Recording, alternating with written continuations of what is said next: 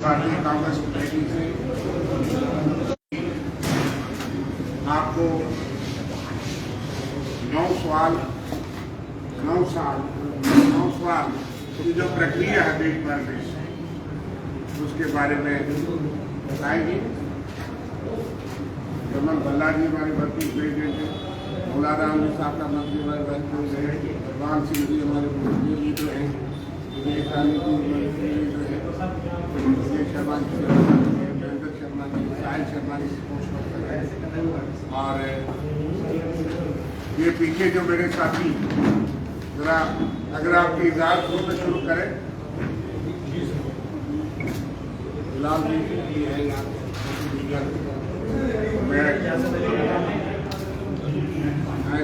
चुप कराइए, बात क्या है? प्लीज यार शांति बनाए रखें, प्लीज जस्ट आप लोगों से।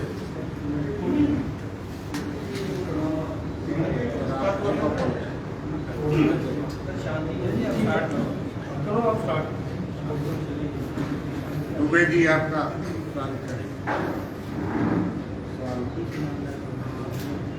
नमस्कार साथियों, उपस्थित नेतागण, मुझे बड़ी खुशी है यहाँ आने का मौका मिला। मैं सीधी सी बात आपके सामने रख देता हूँ।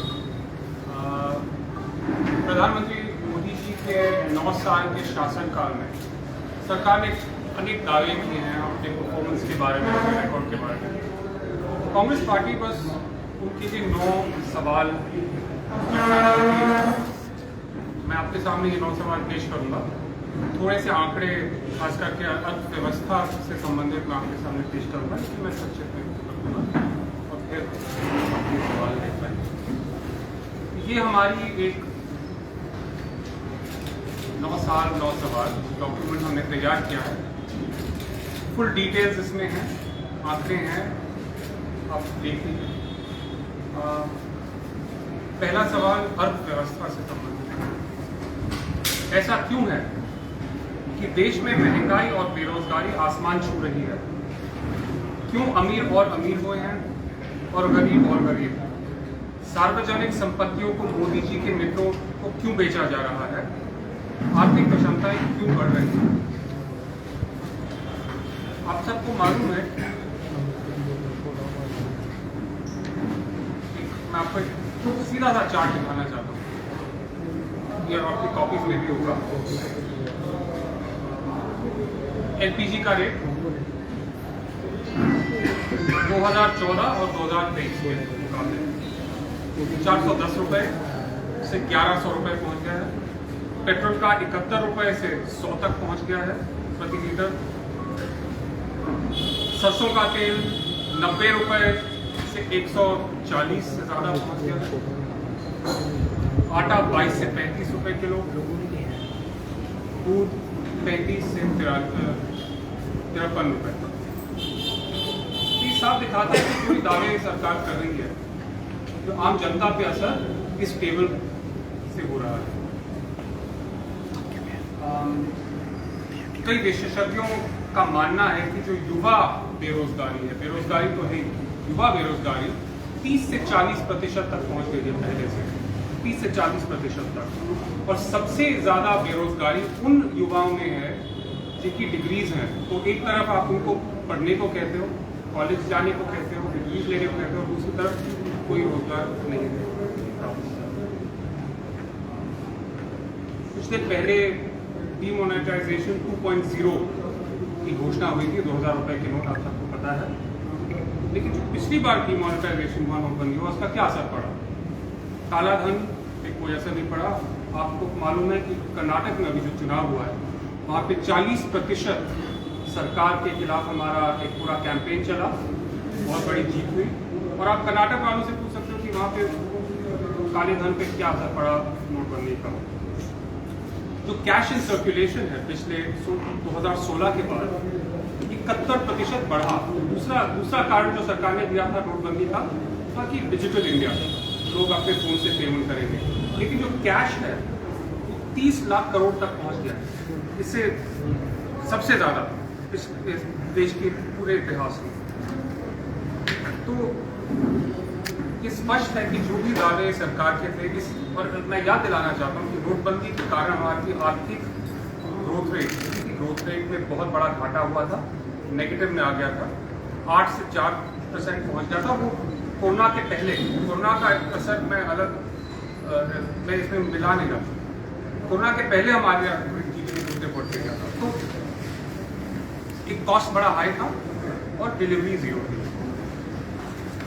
GST की बात करते हैं। मोदी जी ने टैक्स टेररिज्म के बारे में बहुत कुछ कहा है, लेकिन सच्चाई ये कि GST का जो इम्प्लीमेंटेशन हुआ था, मैं एक और उदाहरण देता हूँ आपको किस प्रकार छोटे व्यापारी बिजनेसेस पे इसका इम्पैक्ट हुआ था। 2017 और 22 के बीच नियम कितनी बार बदले? हर दूसरे दिन कोई ना कोई नियम बदला। 5 साल की बात कर रहा हूँ मैं।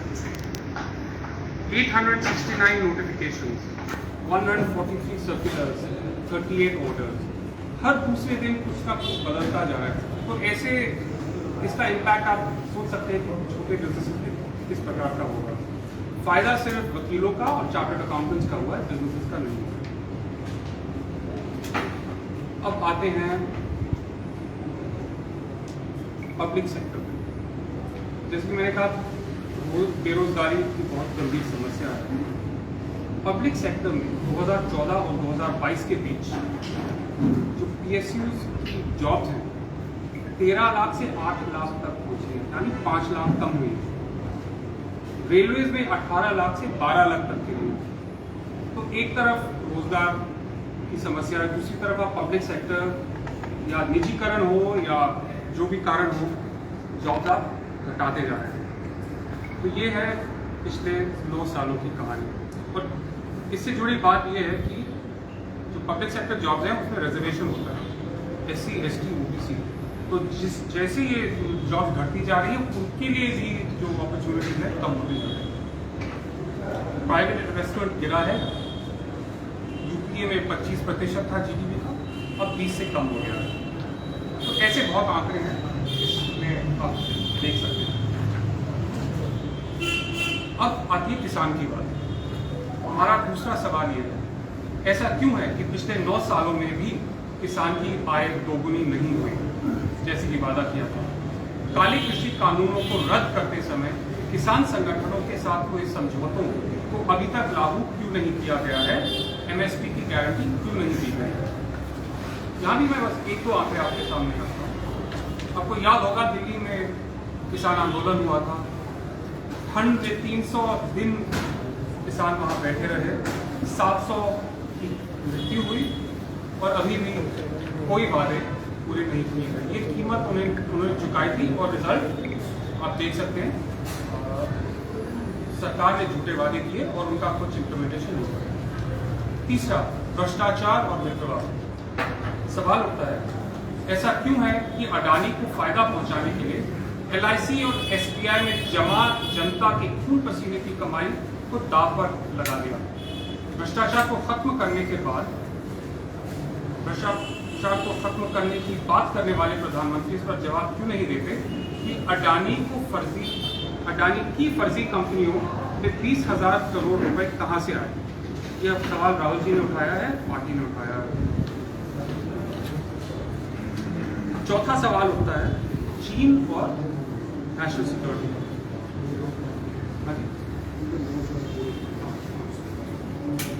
ऐसा क्यों है कि चीन को लाल आंख दिखाने की बात करने वाले प्रधानमंत्री ने उसे 2020 में क्लीन चिट दी? ना कोई आया है, ना कोई घुसाया, आपको याद होगा। जबकि आज भी हमारी जमीन पर कब्जा में बैठे हैं। सारी डिटेल्स रिपोर्ट में है, अगर आपको चाहिए। सामाजिक सद्भाव, 5वां सवाल, ऐसा क्यों है कि चुनावी फायदे के लिए जानबूझकर बंटवारे की राजनीति को हवा दी जा रही है और समाज में डर का माहौल बनाया जा रहा है? छठा सवाल, सामाजिक न्याय। ऐसा क्यों है कि महिलाओं, दलितों, ST, OBC और अल्पसंख्यकों के खिलाफ पूरे अत्याचारों पर प्रधानमंत्री चुप रहते हैं? वे जाति जनगणना की मांग को क्यों नजरअंदाज कर रहे हैं? एक बहुत महत्वपूर्ण मांग है। 7वां सवाल, लोकतांत्रिक संस्थाएं। ऐसा क्यों है कि विपक्षी दलों और नेताओं के खिलाफ बदले की भावना से कार्रवाई की जा रही है? क्यों जनता द्वारा चुनी गई विपक्षी दलों की कई सरकारें गिराई गई? पिछले 9 सालों में संवैधानिक और लोकतांत्रिक संस्थाओं को क्यों कमजोर किया जा रहा है? 8वां सवाल, जन कल्याण योजना। ऐसा क्यों है कि बजट में कटौती करके मनरेगा जैसे जन कल्याण की योजना को कमजोर किया जा रहा है? गरीब, आदिवासी और जरूरतमंदों के सपनों को क्यों कुचला दिया जा रहा है? और आखिरी क्वेश्चन, आपको याद होगा, कोरोना से संबंधित है। ऐसा क्यों है कि कोरोना के कारण 40 लाख लोगों की मौत के बाद, 40 लाख वैसे 47 लाख आंकड़ा WHO का है, और इंडिया में सबसे ज्यादा मौतें कोरोना काल में इंडिया में हुई 47 लाख। 47 लाख लोगों की मौत के बाद उनके परिवारों को मुआवजा देने से मना कर दिया गया। क्यों अचानक लॉकडाउन करके लाखों कामगार साथियों को घर जाने के लिए मजबूर किया गया और उन्हें उनके हाल पर छोड़ दिया गया? और 4 करोड़ आपको याद होगा मजदूर पूरे देश में भटक रहे थे अपने घर जाने की कोशिश। तो ये हमारे 9 सवाल हैं, इनके डिटेल्स में दे सकता हूँ। अब यही